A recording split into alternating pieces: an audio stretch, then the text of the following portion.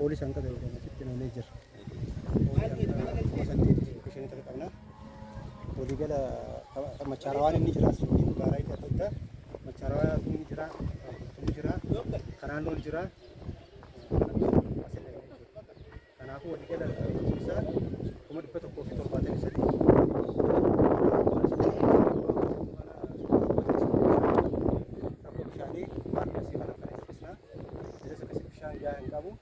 فأنا ورك أبتي أما دكين كلين دنيا رو إيرا بس نقول أنا كمان تعرف كلاي سويل كان أبو جيرما استراكشر يسوي جيرمو كمان كومبوستي أسيت وقع راشي كبسني جرا أشوف الناس لما كنا في كرخانة نكتشف وني الدكتور كان يديكرس استراكشر يسوي يعني جير سويل استراكشر جير بربع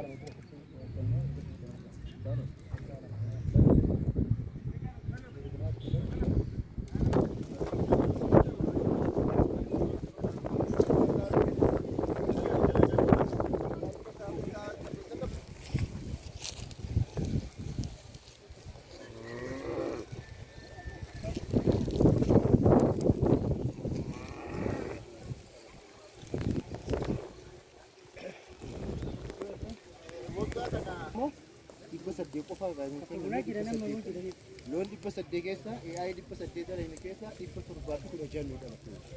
دي بجاتي دي بس رباطي كل جانو ده لكن أما تجاهل لك يمكن كنا أما كم بقى كنا يسوع ما جند كنا أقف جند كنا أقف كنا جند كنا هندي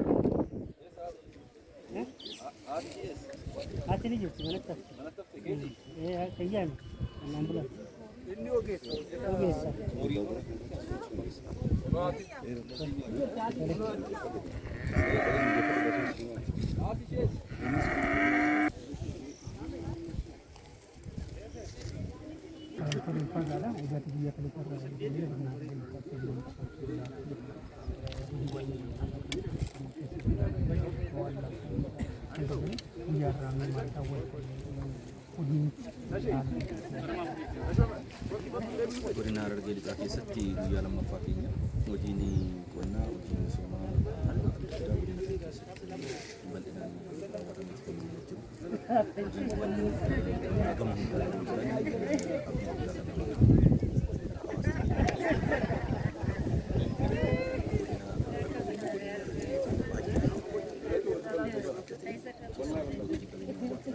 jiran akkuma guddaa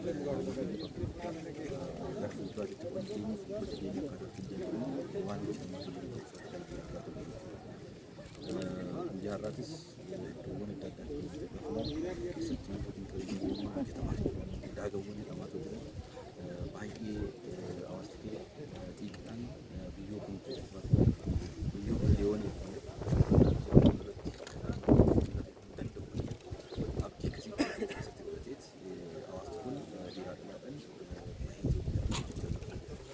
kanaaf ilaalli kun irratti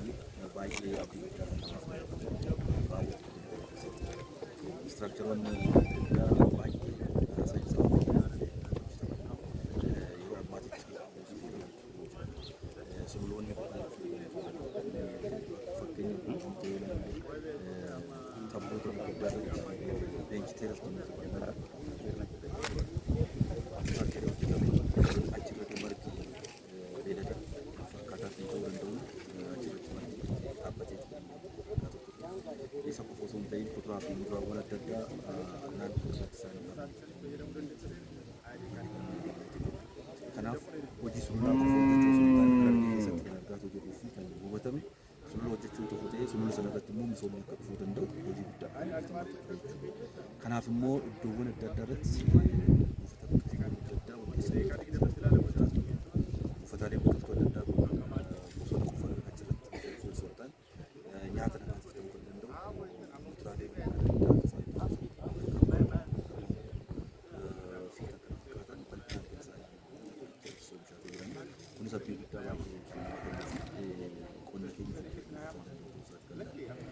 Keessumaa immoo naannoowwan biqiltuun dhaabbee uffata biqiltuu kanarratti barnii kompoostii jennee kompoostiin adda addaa akka hojjetamu keenya ture. Kanatti sun godina kana keessatti lafa akka kan bu'ee fi lafa akka keessatti kunis baay'ee waan abdii namaa kennu waan gara fuulduraatti xaa'oo keemikaalaa wajjin akka taphatu baay'ee isaa furmaata akka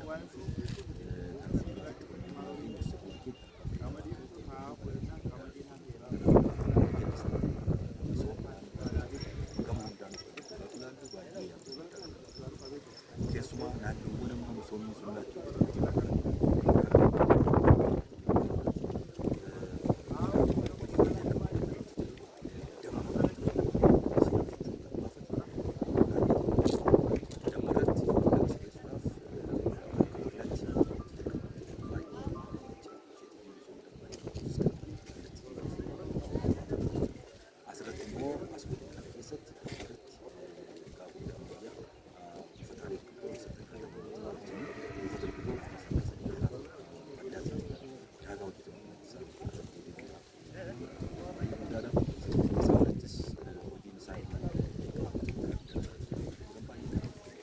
kanarraa kan jedhamu immoo misooma beeladaatis hojii jalqabamutu jiru. AI'dhaanis hojii loon dhiiga fooyya'aa baasuu baay'ee gaariidha. Kun waliigalli isaa fudhatu kaafnaan jalqabbiidha jennee Oromiyaan Harargee irratti bakka biyyoo akka warqiitti ilaalanii kunuunsaa jiran kan naannoo keenya Oromiyaa bakka biraatti irratti akkanatti hojjetame jijjiiramni guddaan akka dhufuu danda'u wanti namatti agarsiisu jira. Kanaaf Harargee irraa muuxannoo fudhannuu qabna. Jimma irraa muuxannoo fudhannuu qabna. Baale irraa muuxannoo fudhannuu qabna. Arsii irraa muuxannoo fudhannuu qabna. Bakka hunda irratti iyyuu Oromiyaa hunda guutuu keessatti iddoon itti muuxannoo fudhannee godina jijjiiruutti fayyadamuuf jira waan ta'eef hojiin biyyoota lamaan kan godina keessatti hojii baay'ee milkaa'aa hojii abdii guddaa nuuf ta'e hawaasa keenyaaf abdii guddaa nuuf ta'e nuuf immoo warra qonna gaggeessunuu fi warra qonna irratti hojjennuuf jajjabina nuti godinoota kaan keessattis akkasitti irra jiraatu kan nutti agarsiisu keessatti hojii qabeenya uumamaa hojii baay'ee abdii guddaa hawaasa keenyas biyya keenyaatiifis ta'u